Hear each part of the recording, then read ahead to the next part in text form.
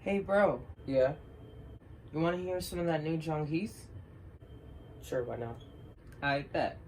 Fragile, falling, Maslow, falling, shadows.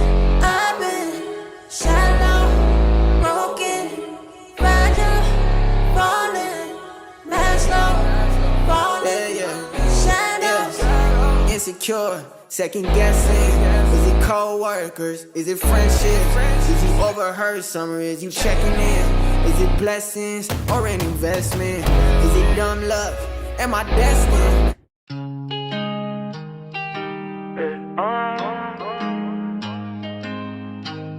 Hey there, welcome to JT Picks, and today I'm reviewing John Keith's EREMOS. As most of you know, I've been super excited to review this project, and now that we're here, I can say that I am more than happy with what has come out. Pretty much every single element of this project is, on one level or another, great, if not perfect. First of all, the project seems to age really well. I know it's only been out a week, but a couple of the singles have been out for a few months. And it's funny, a lot of the singles start with me not really liking them, and then I absolutely love them as time goes on. An example of this is IGWT featuring KB. I didn't really like the song when it first came out, but now every time I play it, it's a hype song. KB's verse is actually perfection, giving us some of KB's best bars in years. And on top of that, the song itself has excellent production. As soon as the single Dramatic came out, I immediately loved it and gave it a 9.5 out of 10 for a song. Amazing song, gorgeous, I always play it. Chose is a banger of a song, not perfect. Sometimes it can be a little bit too on the nose with its feeling. And just a hint, seriously, just a hint out of place on the album, and by that I mean it rehashes some messages and ideas that were visited on tracks before it and tracks like it, like James Dean. But I mean, that's so small of a nitpick, it doesn't really matter. Finally, the single that really proved how this album can age well is No Good featuring 1K Few. When No Good first came out, I didn't really like it all the way until now. The release of the actual full album, it was an okay song to me. I gave it a 6.5. Few did an okay verse. The production was okay, and I didn't really love John's delivery. I don't know. But in this week, it has become such like a replayable bop to me. The beginning, the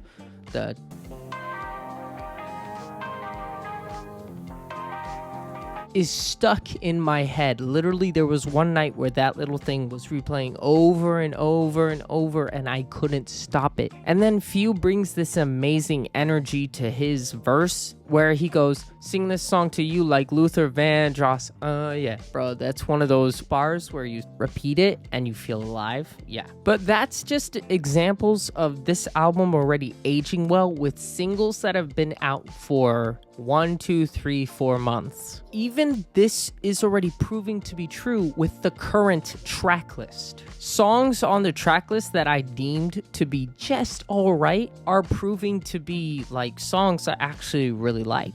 Songs like 2 AM with Anti-Minio, which I thought was average at best at first. No Friends, which actually has this really great hook, and even Be With Me, which I'm sure will continue to grow with me even after this video's release. Because I mentioned that, I'm already gonna bring this into me talking about my least favorite track of the project, which is Be With Me. John Keith a while ago actually did this thing where he said if you pre-save MIA, he'll send you a track from EREMOS on Spotify. I pre-saved MIA, so I got this track, and to be honest, it dulled my expectations for EREMOS because I didn't really like it then, and even though it has somewhat grown on me, still out of the entire album, it is the weakest link. To me, Aaron Cole, while he has a really good hook, Paris's verse is a little bit flat, and John does just alright, and the production is so chill, but we hear this chill production on other parts of the album, and honestly, where it's done on the album is done better than here. But I'm sure that this song, like I said before, will grow on me till it's probably like a favorite of mine. That's my least favorite song of the project, and even that one is better than a lot of mainstream artists and even Christian artists. Now we are in only positive commentary on EREMOS. This album was really, really good.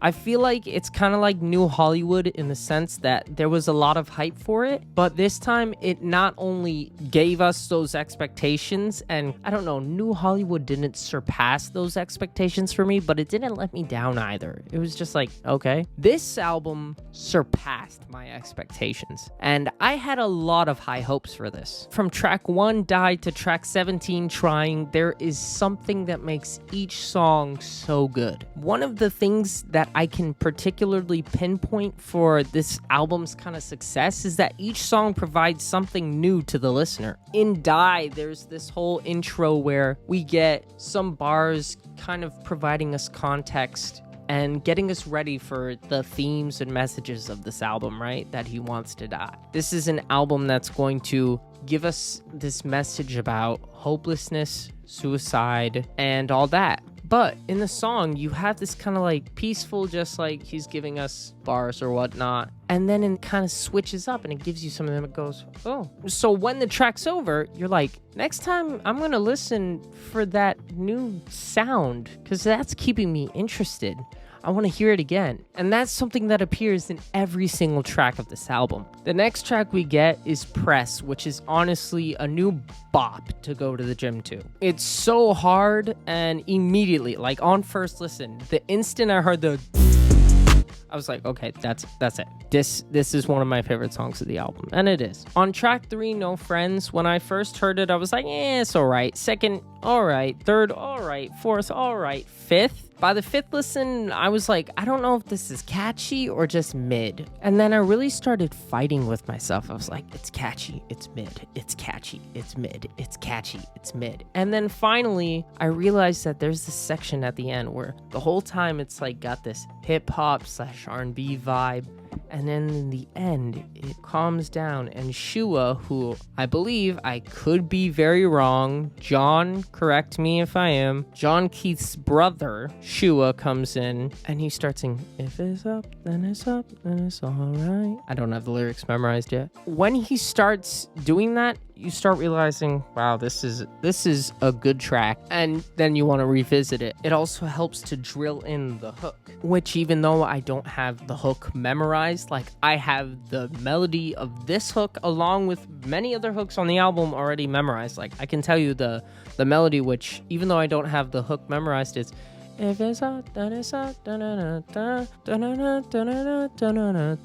which that's like what you want as an artist. If your hook is something that's somewhat memorable, that's gold. But then we get to the prime example of this album having something in every track that's bringing you back, which is Uninvited. When listening to the album, I finished track 3 and I was like, this is definitely a good album. This is getting an 8 or higher. And then Uninvited started playing, and I'm like, okay, I'm feeling this. And I was like, there was something like a switch up in the last part of each song that came before this one. I wonder if this is going to do it. And then Wande came in, and I was like, okay, maybe that's it. I'm like, that's a little bit underwhelming. And then the rock guitar came in, and I was like, and what you saw in the beginning, it's funny. I started to get goosebumps when I heard that. I went on my Instagram and immediately typed AOTY when I heard that. But that's the prime example of what this album does. It gives you something fresh on every single track, where even if you're starting to get bored of a certain track, bored of a certain sound, which God forbid you won't, because this album keeps everything so fresh. But even if you do, it's going to bring you to something new where the listener is going to want to stay. This album just does that so perfectly. The production is top notch, 10 out of 10, A+ for the production. I also want to mention the storytelling throughout the album, which that's also perfection. See, one of my criticisms for New Hollywood was that the storytelling wasn't like great. it was trying to give us this like message of like life on Earth, right? And us trying to get to New Hollywood, which is heaven, and our journey there. Tons of songs on it about your earthly struggles, right? Sober, MySpace, I Need You. And then it would throw in this really weird, out of place song, Love You, which had absolutely zilch to do with this entire project, and it just felt so out of place. Even though I love the song Love You, it's great, but in terms of storytelling, it doesn't fit in the project. And when I'm listening to an album, I'm always looking for the fact that you're gonna make sure your story stays consistent, that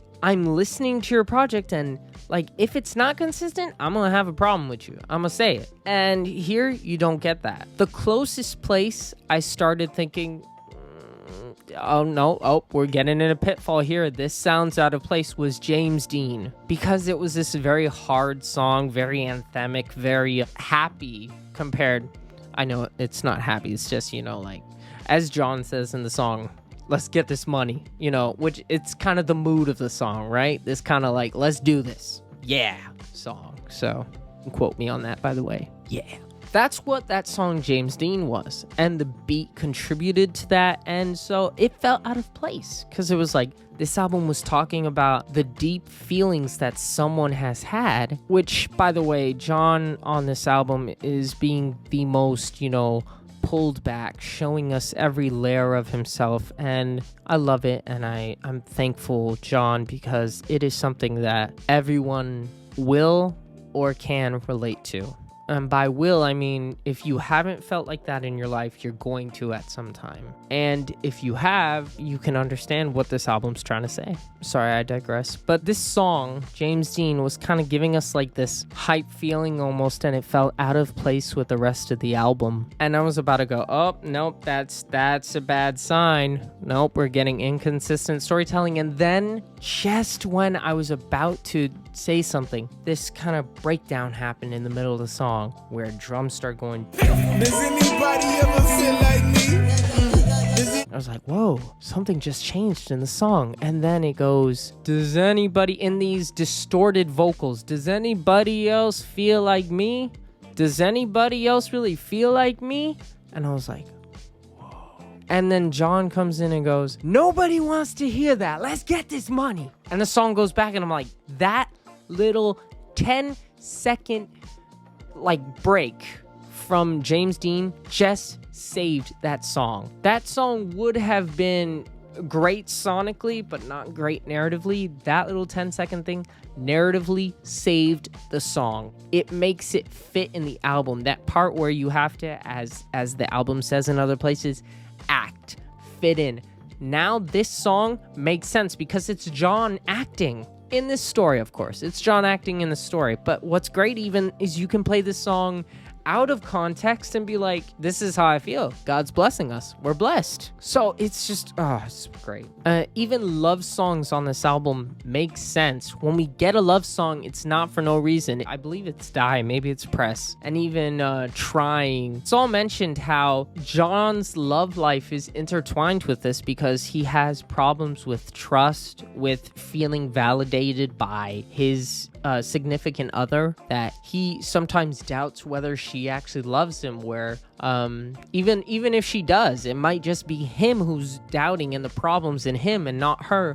But still, like, it fits then with songs like No Good. That's a song that fits in the context of the album. Everything in this album is perfect. Narratively, sonically, like I said before, the production is top notch. Perfect. Continuing with the kind of narrative thing, I love how there's also motifs. You don't normally get motifs in a CHH album, but here in EREMOS, you're getting not only one, not only two, but three motifs that I saw, and maybe somebody else is gonna catch more. But the motifs that I got are He's Here, which is said multiple times through the album. The tattoo, which he mentions as tat on my neck, that appears, at least as far as I know, in two separate songs, and then there's a mention of just a tattoo, not a neck, but still a tattoo, so that's 3 times. And then Where's God When I Feel Like Taking My Life. And that one, I didn't count how many times that appears through the album, but I know that for sure it appears twice, if not more. My favorite motif has to be the He's Here one though, because that one changes throughout the album. At the start of the record, soundbite plays, right? And it means like John's here. This is Jonathan Randall Keith is standing right there. He's here. And as the album continues, like it can mean so many different things. I don't know if John intended for this, but it can mean like doubt is here, self-hate is here, even the devil is here. Through different songs, it means different things, and it appears so many times throughout the album. I would say at least 6 times, if not more. And then the best He's Here comes. On Trying, at the end of the album, that soundbite once again plays. And then it signifies 2 things. First of all, it brings us full circle. The album opened with He's Here, and it ends with He's Here. John is here. This is John Keith. This album is John Keith. You have just entered John Keith's mind. And 2, He's here. God's here, which is the point of the album. So it's beautiful. Also, I have to applaud the fact that John kind of kept it realistic, especially with Remedy. You might think like Remedy was the perfect closer. Why have a song like Try and close it out? Well, because that's reality. As it says in the powerful song, The Bridge, God's not Houdini, the depression doesn't disappear. Same thing with this album. Even though you become a Christian, even though you found your remedy, which is in Jesus, and as he proclaimed, Jesus, hold me, hold me, hold me, this beautiful, this powerful, hold me, it doesn't take the depression away, which leads you to the rest of your life, which is trying to believe the words that Jesus says, and trying to be the best version of yourself, trying to live throughout the remainder of life in the best way you can for him and for you. So John ended the album realistically. It's on a somewhat more somber note because it's real. That's why it's on a somber note.